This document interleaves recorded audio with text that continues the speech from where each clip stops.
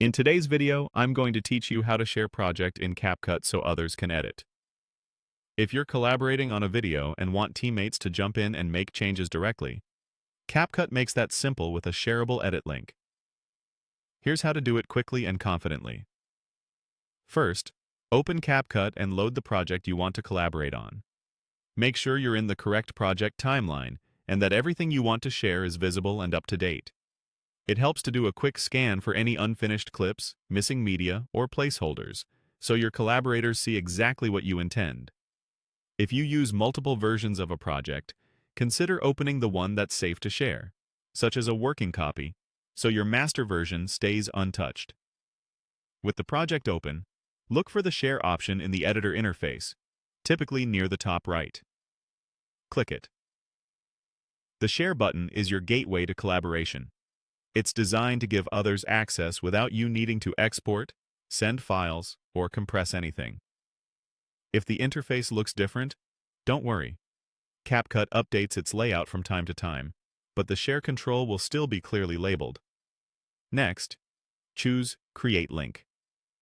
CapCut will generate a unique link tied to your current project. This may take a moment as it prepares the project details behind the scenes. Once the link is ready, it's essentially a collaborative invitation. You're not just sending a preview, you're enabling other editors to open the same timeline and make changes. Now, you can share that link with your team through your preferred communication channel. Anyone with the link and the right access can open the project in CapCut and start editing. Let your collaborators know what you expect, for example, whether they should add captions, adjust cuts, color correct, or handle audio. Clear direction helps avoid over-editing or conflicting changes.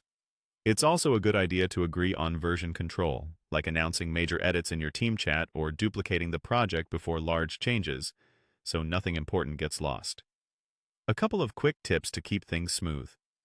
Only share the link with people you trust, since it grants editing ability.